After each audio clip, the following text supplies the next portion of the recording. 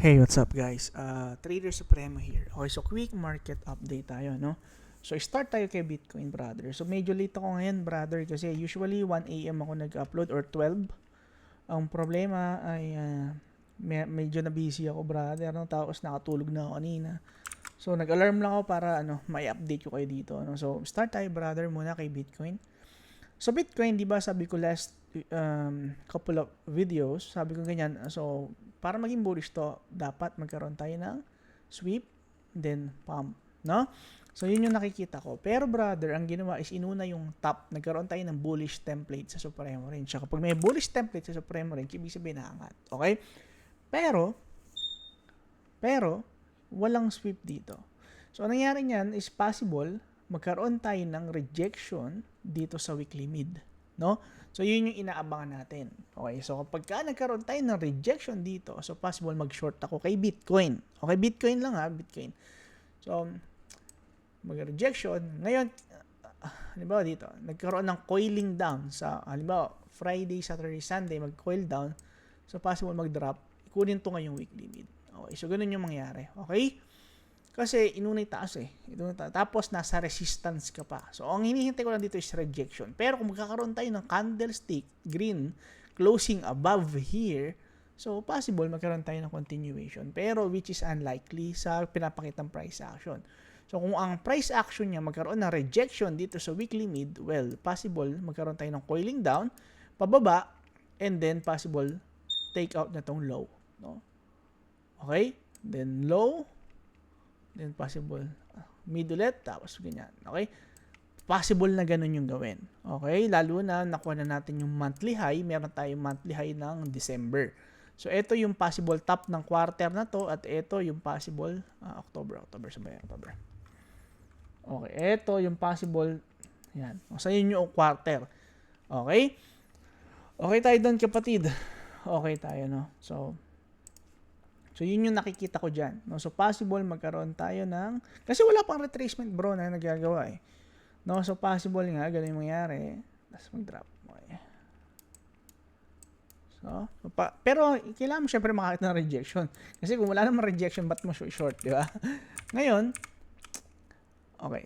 Kay Bitcoin o bearish, brother, kasi nasa top, tapos nasa reclave ng monthly high, no? Again, sabi ko sa inyo, pinapakita ko sa inyo yung process ko, no? So, hindi dahil hopium ako na bumagsak. Hindi, bro. Pinapakita ko sa inyo kung ano yung pinapakita ng market, no? So, tingnan mo itong dominance, brother, ni Bitcoin. So, medyo nagkaroon na ng rejection dito sa monthly mid. No, so pwede. Okay, sabi ko sa inyo, bro, hindi ko masasabi gagawin ng market in the future. Pero meron akong mga thesis na possible kung mangyari man, nakaposisyon ako ng tama. Okay? So, di ba sabi ko sa inyo, the past few videos, so possible magkaroon tayo, brother, ng altcoin catch-up, no? Kailangan mag-catch up ng altcoins. Kasi, brother, yung mga altcoins na lugmok, no? Hindi sila gaano nag-pump. No? Nag-pump si Bitcoin na nag-pump, pero yung mga altcoins hindi pa makahabol, no? So, ngayon, brother, kailangan makahabol ngayon ng altcoins. Kaya ako bullish sa altcoins ng Q1. So, possible bullish yung last week ng December up to Q1, ano? So, possible, magka-rejection dito, tapos, mag-drop na, no? So, ito po ay dominance ni Bitcoin. O, Bitcoin dominance, no? Okay? So, ngayon, kung ang dominance ni Bitcoin babagsak, bumagsak man si Bitcoin, possible, yung liquidity na naki Bitcoin, nilipat sa altcoins, magkaka-run yung altcoins, no? Pag nagkaroon ng run yung altcoins, magaganda yung price, makaka-play catch up. So, yun yung thesis. Kailangan ng altcoins mag-play catch up, humabol, no? Kasi masyadong nag-drop yung mga altcoins, eh, no? So, kailangan humabol. Okay tayo doon, kapatid. Okay tayo doon, no? So, ngayon, kung bullish tayo sa altcoins at bearish tayo kay Bitcoin, well, pag mag-short tayo, dahil kay Bitcoin, no? Dito, sa rejection. Pero, wag sanang, magkaroon tayo ng wag tangayin yung altcoins, no? Ngayon, hindi yan tatangalin kung magkakaroon tayo ng drop sa dominance, no? Okay tayo doon? Okay tayo doon, kapatid, no? So, ngayon, start tayo dito, brother. So, yung, hindi ko muna siya iisa-isahin, mga tol, no? Kasi paulit-ulit yan lang yan every video ko. So kapag meron akong changes na ginawa, tsaka ko na lang i-analyze ulit, no? So pag may nakita akong maganda, tsaka ko na lang siya i-analyze, okay? So ngayon, ang nakita ko dito is Ray. Ray is looking good. So meron tayong positions na profit na. So nakita nyo naman, di ba, underwater tayo dito nung andito yung price. Ngayon is profit na siya. No, profit na yung Ray natin, mga tol, no? So ngayon, ang kailangan ko na lang makita, bro, is yung price mag-hold above nitong middle area. No? Kasi kailangan niya mag-hold. Again, pag tinignan mo siya sa weekly, bullish na to, brother, here. Ang problema, hinita kasi siya ni Bitcoin, kaya pumangit dito, no? So ngayon, dito, bullish to, bro, no? Ngayon, hinitak lang siya niya. Dapat nag-reverse na to, Kumbaga, dapat nag-hurumintado na yung price dyan, Ang problema, hindi, bro, no? So, okay lang. O, tingnan natin, bro, kung makaka-play catch up to. Ngayon, sabi ko nga sa inyo, hanggat yung price above nito, bullish, brother, no? Bullish tayo dito kay Ray at profit tayo ngayon. Okay, mag-a-add ako kapag kami trigger sa Supremo range, no? So, yun lang. So, bullish pa rin kay Ray, no? Core, eto kasi, brother, si Core, eto yung mga kailangan kong gawin kay Core, brother, no? So, pag binawasan mo yan sa pag dinala mo siya sa higher time frame, meron tayong nakikitang weekly mid na rejections, no? So ngayon, kapag nag-coil down yung price below neto, okay, possible kunin tong low. So kapag nag-coil down, brother, sa end of the week, i-out ko muna.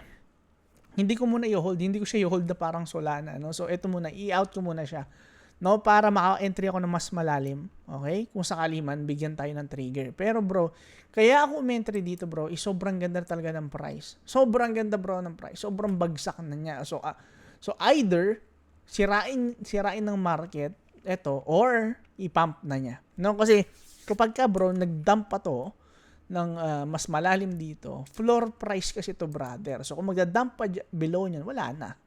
Sira na yung structure niya. Hindi na siya aangat, no? So, gets mo? Okay? So, gets mo naman siguro, ito yung floor price. So, pag nabasag yung floor price, crash yun. No? Okay? So, malinaw tayo doon. No? So, ngayon, ang in-expect ko na lang is reversal. Pero, kung magko-coil down to, wala tayong magagawa, bro, kasi yun yung binigay ng market. No? So, sabi ko nga, pag nag-break ng trend line, mag-coil down, okay, hindi naman agad magda-dump yun. Magko-coil down muna yan, bro. No? So, yan. Possible hit to, tsaka pa lang siya mag-reverse. Then, entry ako ulit. No? Dito naman. Okay? Dito na lang. Hindi ko i-hold. Okay? Wag mo siyang i-hold. No? Hindi ko siya makitaan ng reason para i-hold. Kasi hindi naman siya high caps, Core siya, bro. No? Alam ko mid caps to. No? So, wag mo muna siyang i-hold. No? Okay tayo. Hindi siya ganun ka maganda i-hold tulad nila Solana, kasi sila Solana, bro, alam nyo naman, di ba? Sobrang ng coins na yun, di ba? Okay? So, yun yung analysis natin kay Core, no? So, malinaw tayo doon, brother, no? So, ngayon, Suwi, isa pa sa mga trade ko kay Suwi, which is profit tayo kay Suwi. Ang entry natin is weekly mid, okay? So, ang entry ko pa dito, bro, is last week. No? So, hindi pa ako nag-take profit. Ngayon, bakit? So, nag-expect ako ng breakout hanggang first week ng January or second week ng January. Pero brother, pag hindi pa to nag-pump hanggang second week ng January, i-out ko to regardless kung nasaan yung price. Okay? So, i-out ko yan. Kasi, patapos ni quarter, mahirap na kapag ako yung na-retracean. No? So, ngayon, nakita ko lang dito, bro, is this is a successful breakout. Okay, high. Tapos nagkaroon ng dump, retracement, pero hindi niya binrake tong lows, no? So, expecting ako ng breakout price discovery. Kasi new all-time high ulit to, no? So, yun yung ina-expect ko ngayon. Hindi ko pa nakikita sa ginagawa ng market, pero yun yung possible mangyari. Pero, for example, nagkaroon tayo ng reclaim. For example, ito, di ba?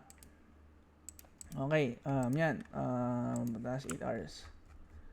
Yan, nagkaroon tayo ng coiling down, brother. No? So, for example, ito yung weekly mid. Nag-coil down. Kailangan ko, bro, mag-short, no?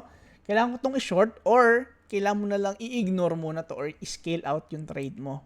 na long, no? Kasi baka ma-dumpan tayo, brother, no? So, ang in-expect ko dito, brother, is successful breakout. Huwag mong i-hold yung entry mo dito. Weekly mid. Ito, for example, yan yung entry mo. Tapos nakita mo, nagko-coil down na siya ulit. Pababa sa trend line na to. Bro, huwag mo i-hold. Kasi madadampan niya. No, hindi worth it i-hold. Ngayon, yung reason ko kung bakit ko ino-hold si Solana is ganito. Okay? Si Solana, bro, is nag-retrace. Wala siya sa breakout, no? So, hindi mo siya pwedeng i-compare kasi magkaiba siya ng structure. Ngayon, nasa retracement area tayo, bro. Ngayon, na-hedge ko naman siya. Ngayon, mali ko lang dito is hindi ko in-expect na ganoon kailalim. Pero naka-short naman ako, kaya ako na underwater. Ngayon, ang entry ko kasi, brother, is here. Diba? Ito yung entry ko. Yan yung entry ko. Nalagyan ko siya ng short dito sa area na to bago mag-dump sa low na to. Okay? So, nalagyan ko siya ng short papunta dito. Ngayon, meron pa rin ako, nag-take profit na ako sa short, meron ako underwater na trade nandito. So, loss pa ako kay Sol, no? Pero Sui profit, Core profit, Ray profit. Ngayon, meron ako isang entry na bago. So, kaka-add ko lang, no? So, ano ko rin sa inyo. So, i-share ko rin sa inyo, no? So, eto brother si Solana, kapag nakita ko brother na etong si Solana nag-coil down dito, no? Kasi sabi ko nga sa inyo, bro, ito po ay low, no? Ito yung low, no? Ngayon, inuna niya yung mid. Kapag nag-coil down siya dito, bro, so wala akong magagawa kundi short. No? Kasi possible kunin niya tong low, no? Tsaka pa lang siya mag-reverse. Hindi ko na i-hold kasi ito na konting-konti na lang, galos na lang tapos nag-profit pa ako sa short. 'Di ba? So ngayon, mabe-break even lang ako. Kung profit ako sa short dito, tapos meron akong long dito, ibig sabihin, na i-hedge ko naman siya. Kung meron man akong talo siguro, minimal lang. So, kailangan ko siyang i-out. No? Kaysa naman i-ride ko na naman siya pababa. Wag na. No? Kasi, kaya ko lang naman ito ni-ride kasi sabi ko nga, hanggang 180 lang yung price na gusto ko kasi yun yung 75% retracement. So, dapat mag-pump na talaga siya. Kailangan niya mag-pump ASAP. No? Kailangan niya mag-pump. No? So, makikita natin siya sa backside of the week, ngayong week. No? So, kailangan mag-pump to. No? Okay, so ngayon, pero kung magko-coil down siya, wala tayong magagawa, brother, no? So, pero hindi ko siya i-hold, no? Okay, so malinaw tayo dyan. Malinaw tayo doon, no? Sobrang linaw, bro, ng plan natin kay Solana, no? Okay? Okay. Sobrang pangit, Dapat, bro, dito pa lang, nag-bounce na siya. Kasi nakita mo dito, bro. So, in-expect ko na talaga ganun, Kaso hinitak, bro, ni Bitcoin. No, wala tayong magagawa, brother. Ganun talaga. Wala tayong magagawa. Ganun talaga. No? Okay, no? So, malinaw tayo doon. So, supposedly, tingnan natin kung makakaroon tayo na reclaim dito, tapos tsaka pa lang siya umangat, no? Okay. Okay tayo doon. Okay tayo doon, kapatid, no?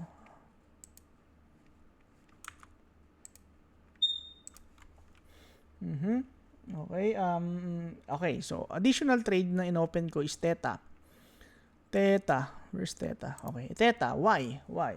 Kasi, Theta is now trading above weekly mid, no? So, nakakita tayo ngayon. Ito po yung weekly natin. Okay?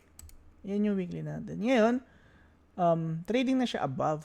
No? Ngayon, pag nag-hold yung price, around this area, I have to add long, no? Nag-scale in ako. So, ibig sabihin, hindi pa naman siya full entry. So, nag-scale in ako, no? So, yun. Gamit tayo nga ng channel. Okay, channel. Okay. Okay. So, meron tayong channel dito. Okay. Tingnan natin. Okay. So, hindi ko po ito ginagamit. Tatry lang natin. Okay. So, pwede. Okay. Pwede. Okay. Hanggang dito. No? Sabihin natin dito. Pwede rin, no? So, depende. Depende sa closing ng weekly. So, kung magkaroon man dito ng, closing. Pero, bro, ako, kapag halimbawa, ito. Nag-coil down siya below nitong weekly mid, kailangan ko i-out. Kasi possible, ito puntahan yan Oh. Diba? No, iwan ko muna, bro. No, iwan ko muna. So, ang mangyayari niyan, okay? Mangyayari niyan, kapag halimbawa ito yung trend niya pataas no? Ito yung trend niya pataas Halimbawa, nag-coil down. Again, sabi ko sa inyo, kapag nag-breakout yan, hindi naman agad na babagsak yan mabilis Hindi, bro. Magko-coil down muna yan. At meron kang 3 days para mabantayan to. Ngayon, kapag ganyan ginawa, makaka-out ka kasi possible kunin to. No? Possible kunin yan. Okay? So, wag mo nang i-ride. Wag mo i-ride. No? Ngayon, in-entryhan ko, just in case, magkaroon tayo ng pump na malaki dito. Okay? Just in case lang. Kasi meron tayong reclaim ng low na to eh. No? Okay? So, na-entryhan ko siya dito above weekly mid. No? So, just in case, magkaroon tayo bro ng pump, naka-position na ako. Agad-agad. Ngayon, pero kapag nag-coil down to, well, hindi muna. Kasi delikado tayo dyan. Okay? Especially, hindi pa close yung weekly. So, dapat alam mong kontrolin. Huwag mong gagayahin yung ginagawa ko nang hindi mo kayang kontrolin sa supreme range. No? Kailangan mong kontrolin yan, bro. What do you mean kontrolin? So, kapag ka nakita mo magdadump na, i-hedge muna ng short. Tapos, kapag ka nakita mo, okay, hindi maganda ginagawa, scale out mo unti-unti yung long mo. Hindi yung one click tapos out lahat. Hindi ganon. Try mo mag-aral ng scaling out at scaling in. Pag scaling in, ibig sabihin, dahan-dahan kang umi-entry hanggat wala pang confirmation. Ngayon, kapag ka nakita mo na okay, tama tong analysis natin, well, mag-a-add ka. I-boost mo yung yung entry mo. No, hindi mo hihintayin. Kasi hindi mo naman alam yung mangyayari. Yung range, gawin mo basehan. Huwag mong gawin Diyos. Gawin mo lang basehan ng trade mo. Huwag mo siyang gagawing, hindi, sabi ni Supremo, entry pag reclaim. Bro, hindi ganon. Kapag ka binigyan kita ng basehan mo lang yun. Ngayon, tsaka mo aralin kung paano mo i-execute yung sarili mong trade. No? Hindi, for example, okay, ganito. Di ba sinabi ko na sa inyo, ito po, meron tayong lows, no? Meron tayong lows, may breaking tayo ng lows. Ibig sabihin, ang trend is bearish. Ngayon, nakakita tayo, bro, ng paangat. So, kaso inuna yung mid. Ibig sabihin, bro, walang sweep sa low. So, ngayon, delikado yan kapag nag-coil down kasi possible, ang plan ng market is sweep to. No?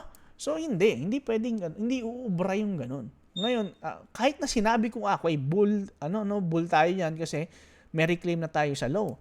Well, hindi pwedeng ganun. Kasi kailangan mo din malaman, okay, inuna yung mid. So, paano gagawin ko kapag, kapag nakakita ko ng coiling down sa below previous week mid, tsaka ko siya i-close, no? O kaya, tsaka ko siya i-hedge ng short. Tapos, unti-unti ko na lang i-scale out yung long ko kapag ka nakita ko nagpe-play yung short. Di ba? Hindi mo sasabihin, hindi. Sabi niya, long daw kapag ka previous week low. Bro, dinadala mo ako sa lugar kung saan wala akong masasabi kundi ang engot mo. No? So, tapos magagalit ka sa akin, bakit ganito ko magsalita? Bro, dinadala mo ako sa may na yun eh. No? Dinadala mo ako dun sa may na yun na bakit mo naman gagawin yun? Nakita mo na, tinuro ko naman sa inyo yung konsepto. Ngayon, kung hindi umaayon sa'yo, yung kabaligtaran na gawin mo kasi sa trading, dalawa lang naman eh. It's either umangat o bumagsak. Ngayon, alam mo na yung key levels. Ngayon, sabi nga nila, di ba? 50-50, madali lang pala kung 50. Hindi bro, kasi meron niyang liquidation at meron niyang key levels. Ngayon, kung alam mo kung nasan yung top at alam mo kung nasan yung low, well, magiging 50-50. Pero paano kung hindi mo alam? Hindi mo alam. Halimbawa, previous week high. So, halimbawa, nagkaroon ng previous week high, tapos nagkaroon ng dump. So, ibig sabihin, may reclaim. Doon mag-short ka ngayon, doon meron kang invalidation. Tapos yung price umangat ulit, ibig sabihin nun, successful breakout, retracement to reclaim ng support. So ngayon, i-scale out mo ngayon yung dump, then scale in ka ng long. Gets mo? Hindi mo pwedeng sabihin, hindi, kasi sabi ni Supremo, long lang pag previous week ay okay? So hindi ganon, wag ganon. Wag mo ko apihin, no? Wag mo ko apihin kasi wag mo akong dalhin sa may na masasabihan kita na ano bang gusto mo? Parang gano'n na ano bang mo? Na sobrang dali na nga niyan eh. Pinakita ko na nga sa inyo yung mga area eh. Ang sa akin lang, for example, eto, nakalong ako ngayon. What if, okay, kasi ang idea ko is long. Long talaga eh. Kasi nga, una, thesis natin long, tapos yan, di ba, nag-retrace na sa, eto, ibig sabihin na to, retracement lang.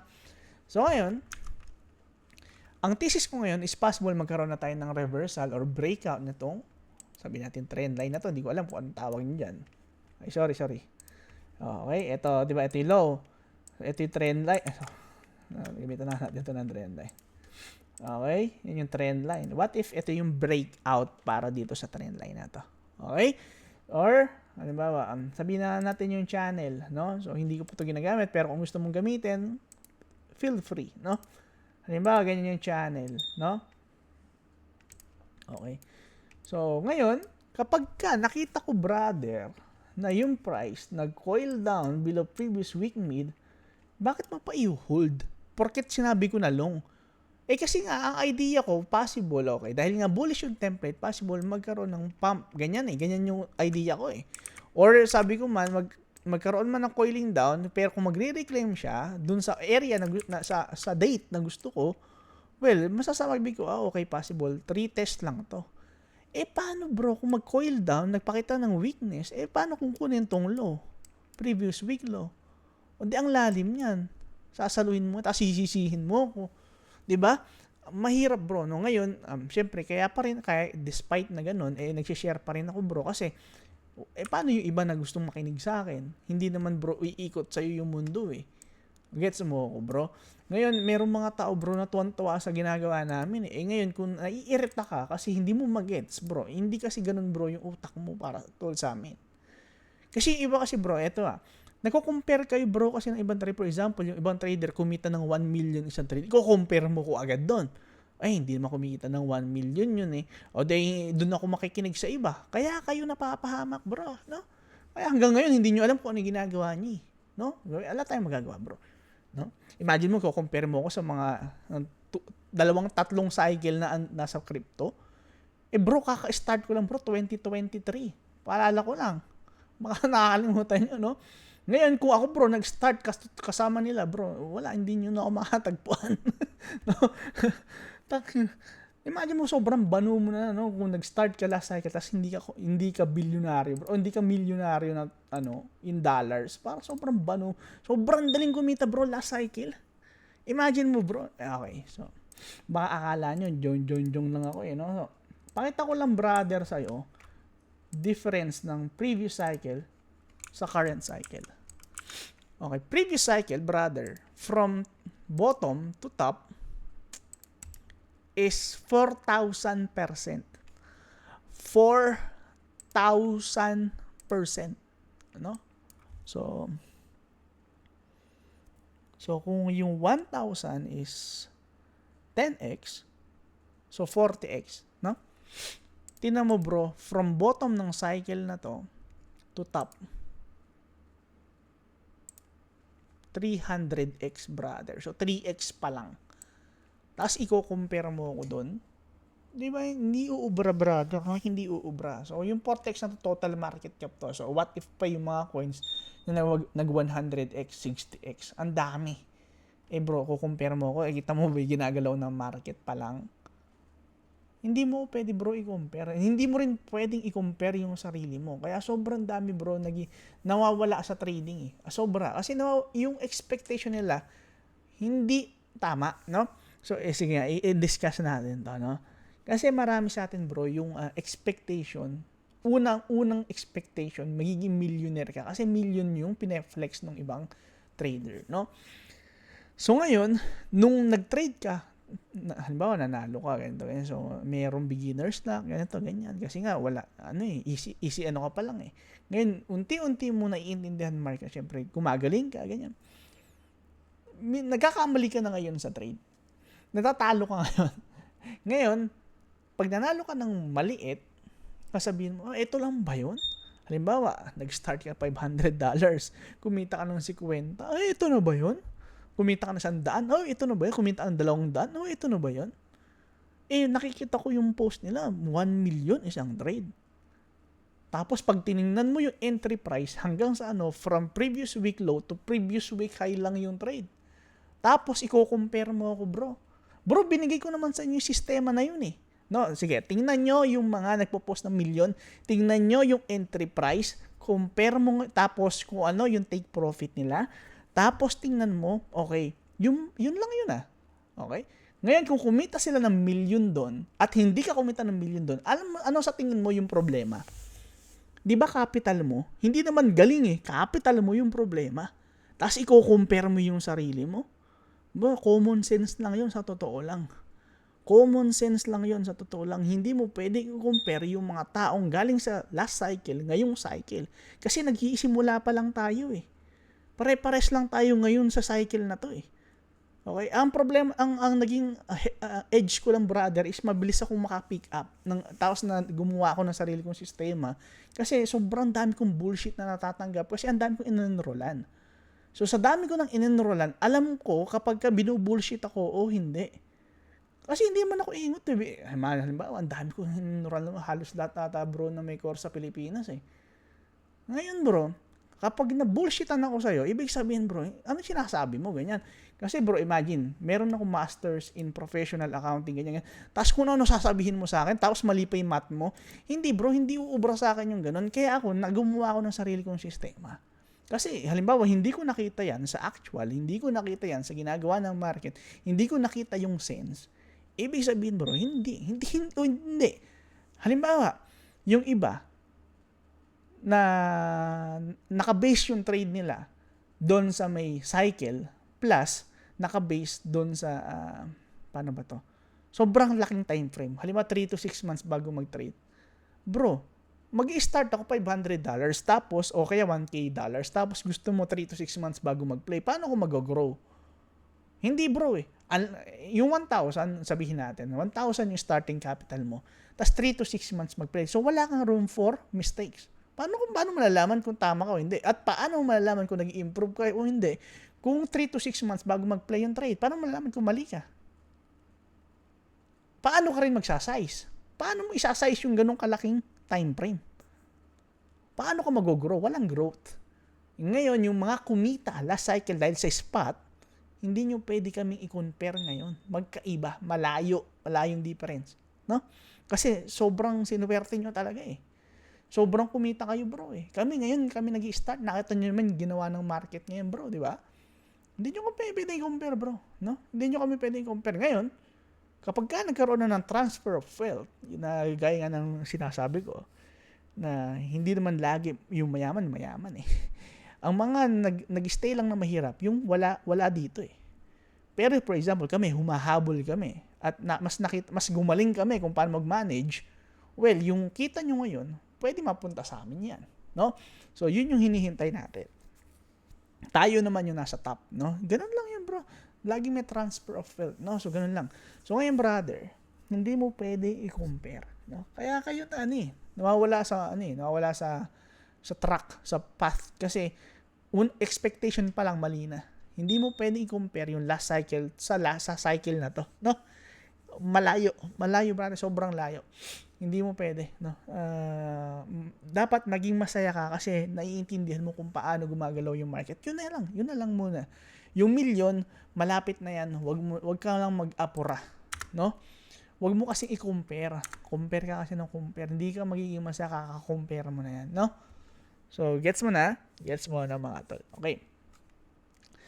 So, saan na ba tayo? Okay, review tayo dito brother kay Teta.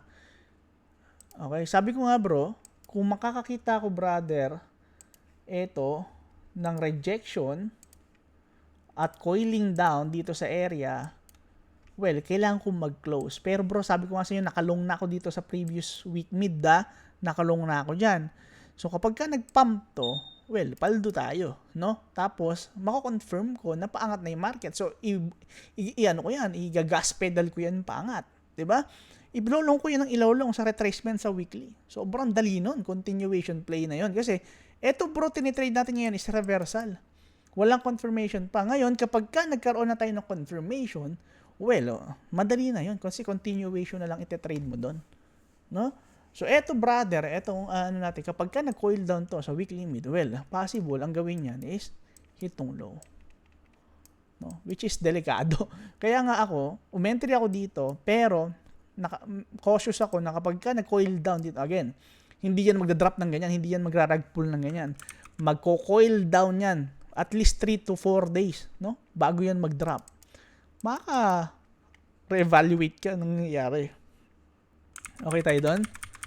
Okay tayo doon, no? So, ngayon, kung magre-retrace lang naman, alam mo, ganito, tapos nag-pump din naman agad, well, hindi mo kailangan i-short yan agad, no? Or hindi mo kailangan mag-close agad. Sabi ko lang, pag nag-coil down, tapos nakita mo bearish na bearish, ganun pa lang, hindi bro yung no? Kaya may tinatawag tayong scaling in at scaling out. Kung gusto mo naman at sigurista ka, mag-short ka dito habang nakalong yung long mo dito, so naka-hedge ka ngayon. May long ka, may short ka dito, naka-hedge ka ngayon. Ngayon, may iwasan yung malaking drawdown. So kapag ka nakita mo na bumabagsak na siya below nito, well, kailangan i-boost yung short mo, i-close ngayon yung long mo. Then magiging profit ka ngayon. Total profit. No? Malinis tayo doon. Okay? Again, kasi sabi ng iba, ay hindi, paano mo naman malalaman yun kung mag-ano, nakakita mo na may trend line pa nga eh.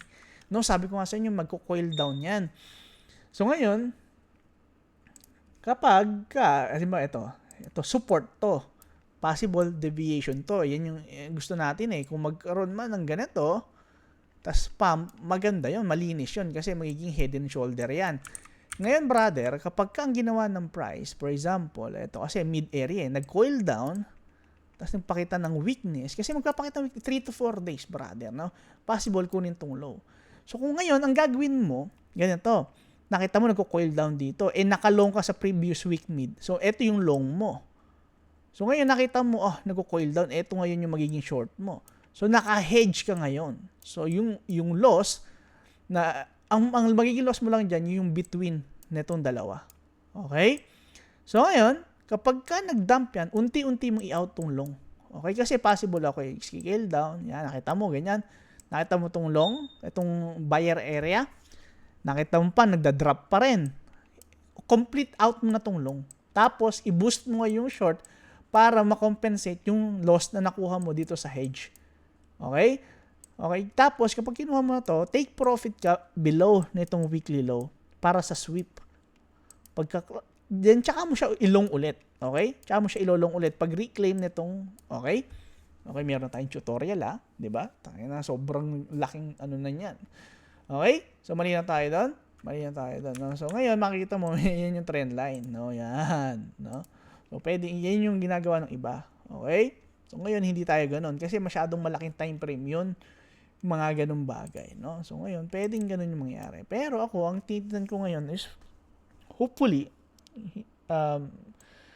hindi siya magkaroon ng ganitong movement, no? Pero wala tayong magagawa kung ganyan yung ibibigay ng market, okay? So yun yung entry ko ngayon, no? So puro long. So ngayon, nagso-short lang ako for hedging, wala akong primary short trade, no? Puro long, tapos nag-hedge lang ako ng short, okay?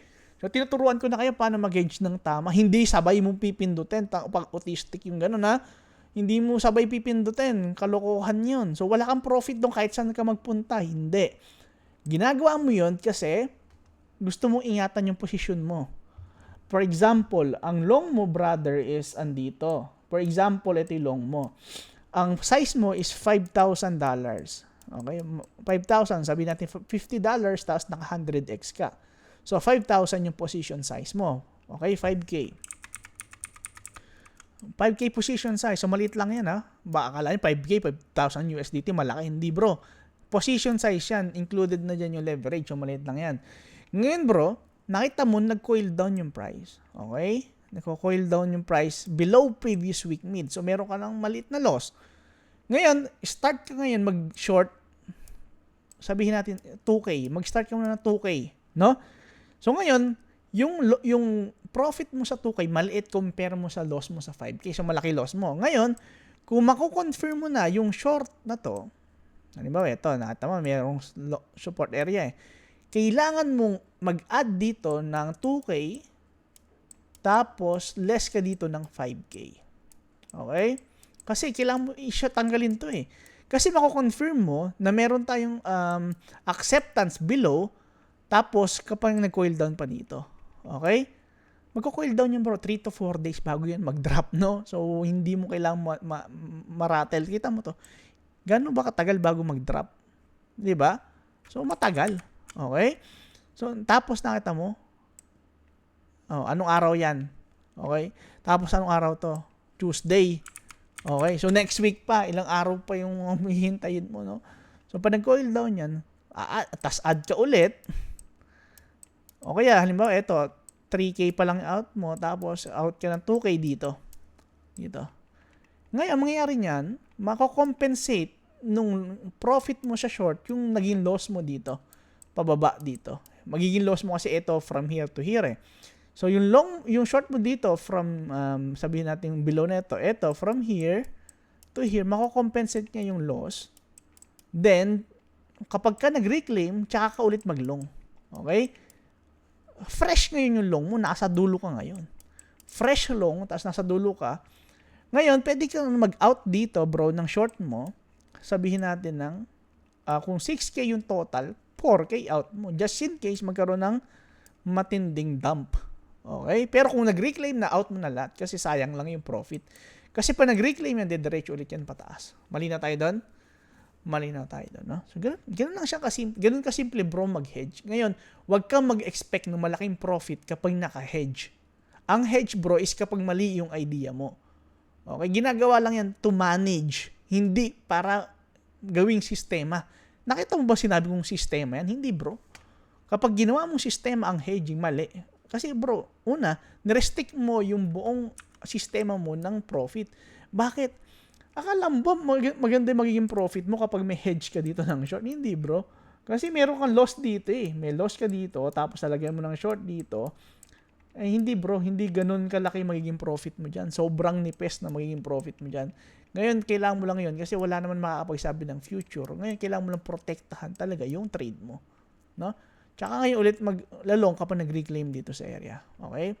Possible breakout. Okay tayo doon, brother. No? Okay tayo doon? Malinas tayo doon. Okay. So, another tutorial kung paano mag-hedge. No? Again, bakit ako nakalong? Kasi because of thesis na possible magkaroon tayo ng altcoin run. Altcoin run, no? Hanggang dito, brother. No? Altcoin run. No? So, yun yung hinihintay natin. No? So, yun lang muna, mga kapatid. So, sana nakatulong tong video na to sa mga sa mga nalilito, sa mga kailangan ng guide, sa mga kailangan ng boost, no, kapag ka nagte-trade. Okay, so yun lang muna. Maraming salamat sa pakikinig. Like, comment, subscribe.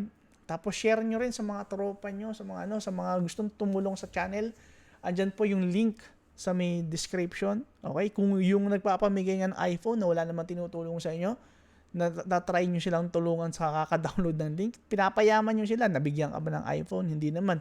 Ako, hindi ko nga kayo nabigyan ng iPhone, natulungan ko naman kayo sa knowledge, which is more than iPhone, no? So, try nyo lang din, brother, sumuporta sa channel, no? So, yun lang, mga kapatid. Maraming salamat sa mga gustong matutunan yung Supremo Range. Message nyo lang po ako sa FB, Mervin Santos, at meron po akong blue badge. Ano? Huwag po kayong magpapauto sa mga walang blue badge. Ibig sabihin, hindi ako yon, no? Hindi po ako nagme-message. Marami nagme-message sa akin, hindi nga ako nagre-reply. Wag niyo nang expect na i-message ko kayong una. No, hindi ko kayo i-message na una. Okay? So, yun lang, mga kapatid. Maraming salamat sa pakikinig. Okay, sabay-sabay tayo ulit, no? So, malapit na, bro. Wag ka nang mainip. Malapit na yung pump season. Wag mo nang ka nang mainip at wag ka rin mag-compare. Maging masaya ka kung ano yung ginagawa mo, no? So, wag mo i-compare. Masisira ka doon. Mawawalan ka ng saya sa katawan. No, gusto mo ba wala kang saya sa katawan? Hindi. No, pangit kasama yung hindi marunong maging masaya. Eh, kung compare ka na compare, paano ka magiging masaya? Hindi ka magiging masaya, bro. Magiging toxic na pangit ka lang, no? So, ayaw mo nang ganun. Okay? Huwag mong compare. No? Imagine, bro, bago natin pagtapos, paano mo i-compare yung sarili mo na kumikita ng million sa meme coins? Kasi nga, gumubuo sila ng sarili nilang meme coins, tapos dinadump nila sa tao. Kahit na kumita ka, bro, ng 1 million sa isang trade, sa sobrang hirap na trade, sobrang stressful na trade, bro, para kumita ka ng 1 million sa isang trade, sobrang stressful nun. Kasi 1 million din loss ang risk mo dun eh. Sabi natin 5:1, 200,000 pesos din ang risk mo dun. Stressful pa rin yun. Imagine mo yung mga kumikita ng 12 million, 10 million. Diba sabi nila, kumita sila ng 12 million, 15 million, 100 million. Kasi nga, sila bumuo ng coins. O kaya, meron silang share doon sa may, halimbawa, di ba marami ko nakikita mga nagmi-meme coins. Sinishill nila. Okay? Sinishill nila. Bro, meron silang, meron silang hawak na supply doon. Okay, sige. I-shill mo tong coins na to, bibigyan kita ng 5% ng supply. Bibigyan kita ng 2% ng supply. O, pag nag-dump, slow rag, tapos ka. Okay? For example, umabot ng, sabihin natin, For example, umabot ng 20 million market cap or 100 million market cap ang isang coins. Tapos, 1% ng supply nandito sa may trader na nag-shill na to. Wala na, mayaman ka na bro. Mayaman ka na. Oh, i-compare mo ngayon yung sarili mo. I-compare mo tayong lumalaban ng tama. Oh, hindi ka ba naman no? Hindi ka bro, hindi ka mananalo kahit kanino dito sa crypto. Kasi sa crypto bro, pa-scaman. No? Kung sino mas magaling mang-scam sang mas yayaman bro, hindi ganun. No? Mas magaling mang-scam, mas mayaman dito sa crypto bro. Hindi, wag mo nang gayahin. Sobrang dami ng scammer, sasama ka pa. Hindi na bro, wag na. Tapos na yun I mean, bigay mo na sa nila yun, no? I mean, ganito. Halimbawa, meron ka ng values na maganda. Ayaw mo nang mangi-scam. Ayaw mo nang gagawin mong exit liquidity yung ibang tao. Tapos, gagayahin mo naman ngayon. O then, nakishare ka pa ngayon sa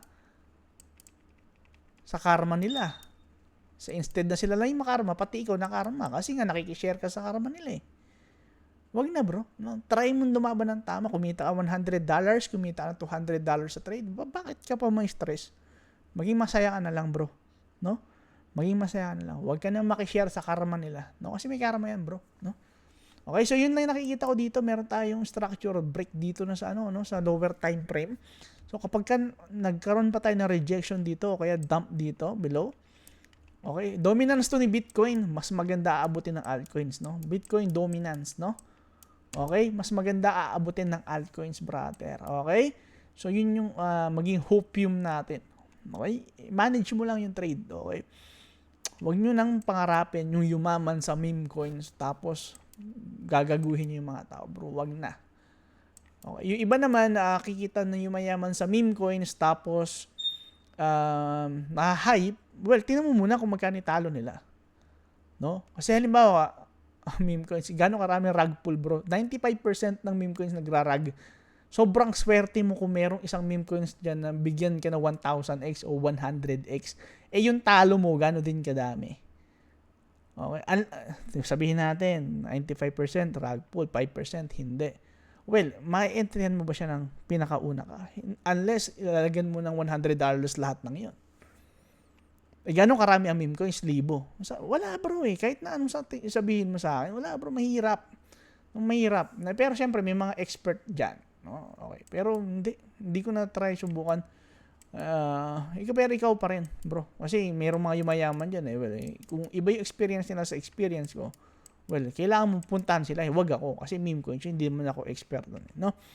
So yun lang bro. Maraming salamat bro sa pakikinig. Yun lang. God bless. Okay, back to work. No, actually hindi naman ako nag-break kasi araw-araw pa rin naman ako nagte-trade. So back to work, no? Okay. Yun lang muna. Maraming salamat. God bless.